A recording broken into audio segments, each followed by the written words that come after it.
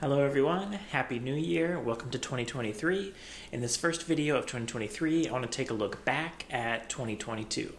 In today's video, we're going to mix it up a little bit because I'm going to be talking about 4 categories. Each of these categories, I'm going to say my runner-up, my favorite, and something I was disappointed by. I'm going to do gaming, movies, TV series, and music. As you're watching, please let me know in the comments down below what was your favorite game, TV series, movie, and song of 2022. And let's of course start with gaming. My runner-up for Game of the Year is Pokemon Legends Arceus. I was actually really hyped for this game as soon as I saw the first trailers, and then I actually got it, I think, day one, and then I loved it from the very beginning, and it really blew me away. I feel like Pokemon should have made a game like this a long time ago. In this game, it's really cool being able to go around the world, seeing different animals in their different environments. I had a lot of fun, and I even completed my Pokedex 100%. It would have been my game of the year if not for Harvestella. You guys probably are not surprised at all that my game of the year is Harvestella. I love the graphics in this game. I love the music. Everything about this game is just on point. Harvestella, it does everything really well. It has really good graphics. I love the gameplay. I love having my own farm. I love going on adventures. I love the different characters in the game, and I love the storyline. So for me, this game is pretty much the whole package. I'm hoping that in 2023, they're going to announce that they're going to make another game, or at least they're going to do some DLC or something. My biggest disappointment on the gaming side of things was definitely Pokemon Scarlet and Violet. After Pokemon Legends Arceus, I was really excited for the next mainline Pokemon game to, continue that tradition. But I think it kind of fell short, and it was really glitchy. And then they never patched it. Like, I never did a review for it because I kept thinking that they were going to do some patches and everything was going to be good, but they never did. They just left it in a really poor state. So, yeah, it was definitely my biggest disappointment of 2022. I actually didn't see that many movies that I really liked this year. For runner-up, I'm going to give it to Turning Red. I didn't love this movie, but it's still pretty good. Pixar movies, they're always really good, with the exception of The Good Dinosaur. In this movie, Turning Red, I'd probably put it in the middle of Pixar movies. Okay, talking about movies, my favorite movie of the year was definitely, without a doubt, Everything, Everywhere, All at Once.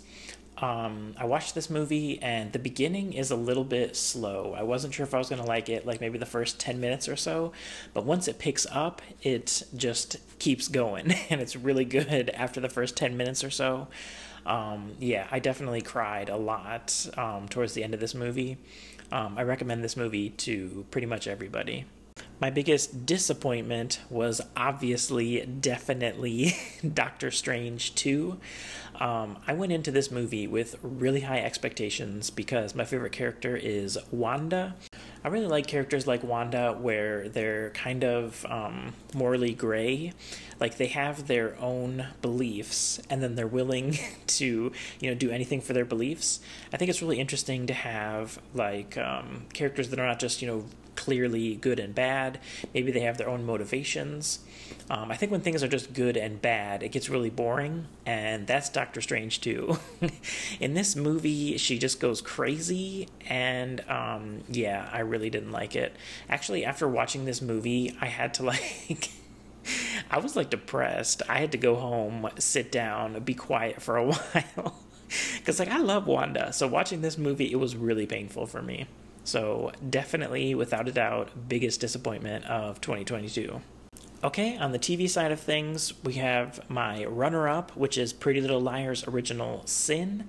I love the original Pretty Little Liars, and when this series came out, I was obsessed with it initially. I love episodes 1 through 9. It's 10 episodes. And I was obsessed with it, recommending it to everybody.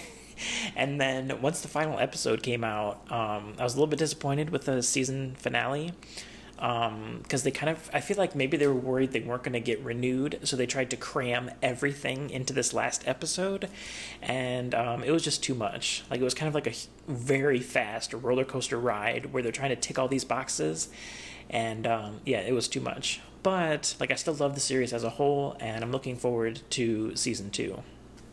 My series of the year is going to go to Andor, and this shocks me more than any of you. I've never really been a Star Wars fan, but recently I've had some friends tell me that, like, I have to watch Mandalorian, so I watched The Mandalorian, and then I watched this, Andor, and I really love all 3 of these series.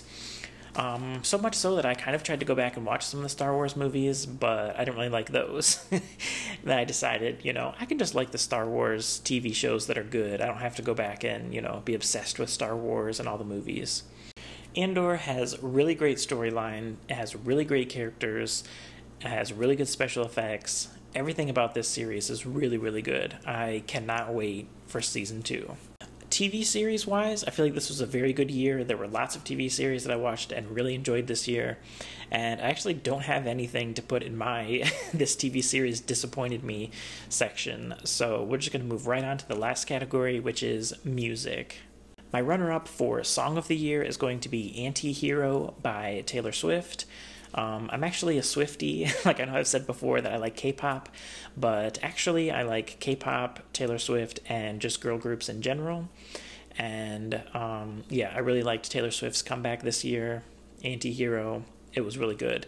The rest of the album, I'm not super hot on. Like, I like a couple of the songs, but on the whole, I didn't think it was like an amazing album. So I'm going to give Taylor Swift number 2 this year. And my song of the year for 2022 is going to be Love Dive by Ive.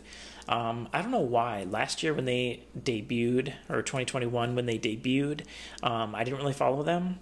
But then once Love Dive came out, like, I got really into Ive. I love all 3 of their singles, and actually I love all of their B-sides as well. Yeah, this year I got really into Ive, and I'm really anticipating them in 2023.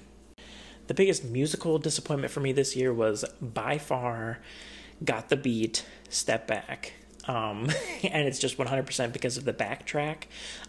If you guys have not heard this song, you guys can go listen to it. It's really bad. It's fine for an intro, but then like the background track and then like the girls' vocals, it seems like they're competing with each other. I hated it, and I was really looking forward to it because this is like a new group that they made from several other groups, and they chose some really great singers to be in this group. Then they just give them a terrible song. So I was super disappointed when this song came out. And that about wraps it up for me. Make sure you leave that comment saying what your favorites are. And on that note, I'll see you guys next time.